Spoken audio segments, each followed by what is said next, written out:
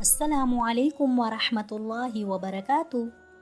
پیارے بچوں، آج ہم بات کریں گے اپنے پیارے نبی حضرت محمد مصطفیٰ صلی اللہ علیہ وسلم کی ایک سنت کے بارے میں۔ مگر سب سے پہلے ہم یہ جان لیتے ہیں کہ سنت کسے کہتے ہیں۔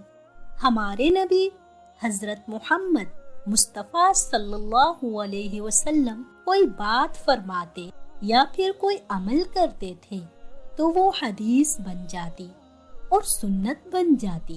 جیسے اگر آپ صلی اللہ علیہ وسلم نے پانی پیا اور 3 سانسوں میں اور بیٹھ کر پانی پیا ہے تو یہ امت کے لیے سنت بن گئی ہے۔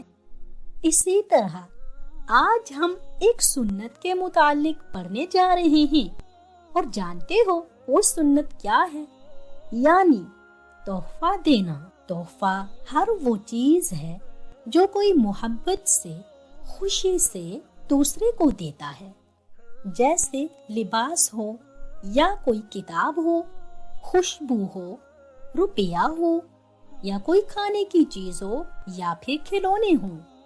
جب کوئی تحفہ دیتا ہے تو وہ یہ بتاتا ہے کہ اس کو ہمارا کتنا خیال ہے، اس کو ہماری خوشی کتنی پیاری ہے، وہ ہم سے کتنی محبت کرتا ہے۔ اسی محبت کی وجہ سے وہ اپنا قیمتی وقت اور پیسہ لگا کر ہمارے لیے تحفہ خریدتا ہے، جس سے خلوص، محبت اور خوشی کا احساس ہوتا ہے۔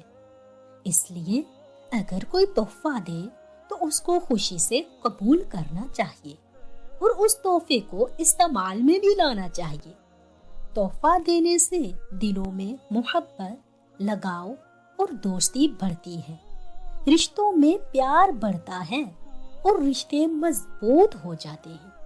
اسی لیے ہمارے پیارے نبی حضرت محمد مصطفیٰ صلی اللہ علیہ وسلم نے ارشاد فرمایا کہ آپس میں ایک دوسرے کو ہدیہ دیا کرو، اس سے تمہارے درمیان محبت پیدا ہوگی۔ تو بچوں، جب کوئی تحفہ دے تو اس کی تعریف کریں، اس کا شکریہ بھی ادا کریں۔ یہ مت کہیں کہ یہ برا ہے، مجھے نہیں پسند، اس سے دینے والے کا دل ٹوٹ جاتا ہے۔ اگر ہو سکے تو اس کو اس سے بھی اچھا تحفہ دیں، اور تحفہ دیتے ہوئے اس کی پسند کا خیال رکھیں۔ کوشش کریں اس کو وہی تحفہ دیں جس کی اس کو ضرورت ہو۔ اگر آپ کے پاس اتنے پیسے نہیں کہ اس کو تحفہ دے سکے تو پھر اس کو دعا دے دیں اور اس کو کوئی اچھی بات بتا دیں جس سے اس کا فائدہ ہو۔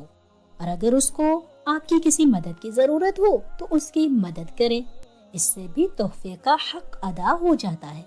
اس لیے بچوں، ایک دوسرے کو خوشی سے تحفہ دیا کریں اور پھر دوسرے کے تحفے کو خوشی سے قبول کیا کریں۔